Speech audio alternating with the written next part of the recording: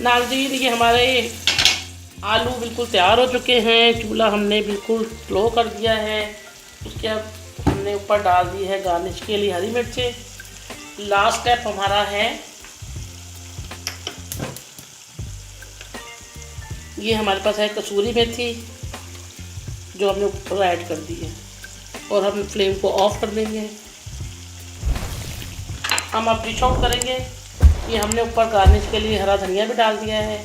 अब हम garnish plate में इसको निकालेंगे। ये हमारा लास्ट स्टेप। देखिए, हमने गार्निश करके अच्छी तरह से, हमारे पास 2 अंडे थे, वो भी हमने बॉईल करके इस तरह गार्निश कर दिए। आपके पास गेस्ट आ जाएँ तो आप परेशान ना हो, इस तरह की भुजिया बनाएं और उनको एंजॉय कराएं।